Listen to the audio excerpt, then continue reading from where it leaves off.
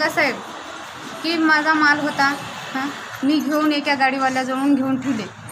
तर तितक्यात ही गाडी आली आपली ज्योतीच्या ठाण्याची आणि साहेबानं माल धरला माझा. हां, धरल्याच्या नंतर साहेबाला म्हणलो की साहेब इथंच काय तर करा आणि सोडून द्या. साहेब मानाय तयार नाही, बुटा सगळं पाय धरलं तर बी मानाय तयार नाही. मग एवढं विनंती करायला तर बी मानाय तयार नाही. आखरीला तुझ्यावर केस लाव ना बाई, तुझ्या जावयावर केस लावतो असं म्हणालेत साहेब. जावावर केस लावली का? मग गुन्हा दाखल जावयावर करतो म्हणाले. तर केला का झाली म्हणाले तर जावया. मी म्हणलो माझ्यावर करा केस, माल माझा एका गाडीवाल्यानं संध्याकाळच्या टाइमला आणून गेले, त्याची काय ओळख आपल्याला? हां, आणि विष पिणारी बाई कोण हो तुमची? माझी लेख आहे, काऊन विष त्याची बायको आहे. काऊन विष पिली? तो ह्याच्यावर केस लावतो म्हणल्यानं तिने वीस पिली. माझ्या आईवर लावा. कुठं विष पेला?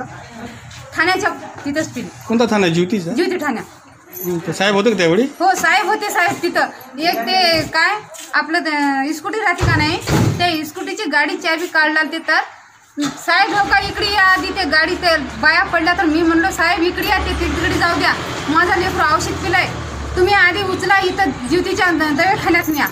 असं काऊन म्हणतात साहेब? सांगा बरं. हां, तुम्ही बघताव का नाही काय पिलेल्या माणसाला? मग साहेबांना रुग्णालयात नेला नाही का? हां, साहेब सोबत नाही आले का रुग्णालयात? नाही यायला. साहेब तिकडे परत फिरले ठाण्यात. हां, कर्मचाऱ्याला पाठवलेलं नाही तुमच्या? कोणालाच पाठवाय नाही साहेब. मी जाऊन गाडीजवळ साहेबाच्या गाडीजवळ जाऊन आलो की मी काय म्हणलो साहेब ठेव का आशाला असं माझ्या मुलीनं औषध पिल्यानं चला म्हणून. हां, तर गेटच्या तिथं उभा राहून साहेब परत झाले. साहेबाला माहिती आहे का मग विष घेतलं म्हणून? हो साहेबाला सांगलो जाऊन विष घेतलेलं. हां, ठेव का साहेब आत्ताची विष घेतल्या ठेव का इथं बघा म्हणून. पोलीस स्टेशन अंदर विष घेतलं? हां, त्याच्या ते गेटच्या जवळच तिथं. साहेबाला आम्ही म्हणलो की बाबा बायले खाया मांडीवर राहिले तरी मांडीला काप नका साहेब, ह्याला चिरणं घ्या, ह्याच्यावर काय करायचं ते ताईवर करा. तुम्ही तसं काय करू नका, आम्हाला केस केलं तर ताईवर केस करा. कायची केस? आता काय झालं असेल तर तुम्ही काय धरलं असेल बाबा त्याचं तर तिच्यावर करा, पण असं करू नका तुम्ही. रात्रपासून त्या ताईच्या पोटात अन्न पाणी आहे, आम्ही शेजारला राहतो साहेब म्हणलं. तर नाही म्हणलं तुमच्या जावायला धरून आणा. जावाय नाही तर जावायचा प्रश्नच नाही, तर जावाय आम्ही कुठून आणा तिथं? कायच्यासाठी धरून आणा म्हणजे का झालं का? दारू कोणाची होती? दारू ते माहितीच नाही ना साहेब, त्या जावायला माहितीच नाही साहेब. ते ताईची होती. तुम्ही सासू? मी नाही साहेब, दुसरी आहे सासू. मी बाजूला राहतो साहेब, सासूबाई मध्ये आहेत. मग काय केलं मग? तर हात पाया पडलो साहेब. मी सुद्धा शेजारची बाजूची आहे, त्या ताईच्या पोटात अन्न पाणी आहे बाबा, तुम्ही आहे त्या साहेब ह्याला सुट्टी करून द्या. रात्रपासून शेजारची बाई हा मी अन्न पाणी आहे, त्याला काय बी जेवण आहे काय नाही. मग त्या बाईने विष कोणता पिलं मग? आता ठाण्याच्या मध्ये पिलो ना गेट मध्ये. कोणतं? ज्योती ठाण्यात? हा, ज्योती ठाण्यात. तुम्ही होता त्यावेळी? हो होतो साहेब. साहेब होते का ते? हा साहेब होते.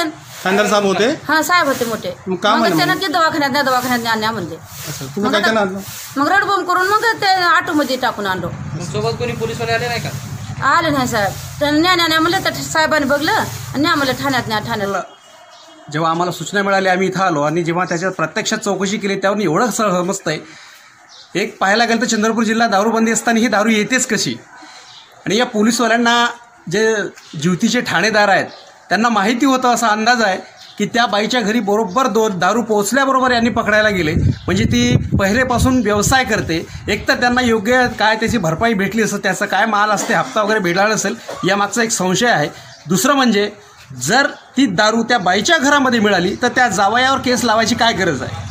हे एक महत्त्वाचा मुद्दा आहे. आणि त्या जावयावर केस लावल्यामुळं त्यांची जी पत्नी होती, त्यांची जी मुलगी आहे दारूवालीची, त्यांनी या ठिकाणी पोलीस स्टेशनच्या आवारामध्ये विष प्राशन केलेलं आहे.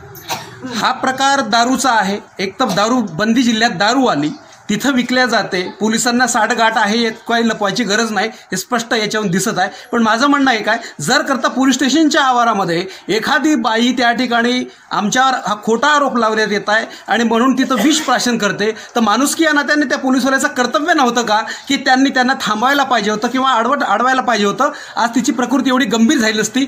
एवढं प्रकरण घडल्यानंतर सुद्धा हे लोक स्वतः एक ॲटो करून या ठिकाणी परत आलेले आहेत, परंतु पोलीसवाल्यांना कोणत्याही प्रकारची यांची दक्षता घेतलेली नाही आणि सरासर या ठिकाणी पोलिसांचा या ठिकाणी हलगर्जीपणा दिसतोय. महाराष्ट्र नवनिर्माण सेनेअंतर्गत राजुरा विधानसभा अध्यक्ष महारिंग कंठाळे या ठिकाणी सांगू इच्छितो की या माणुसकीला जपण्यासाठी तुम्ही समोर या.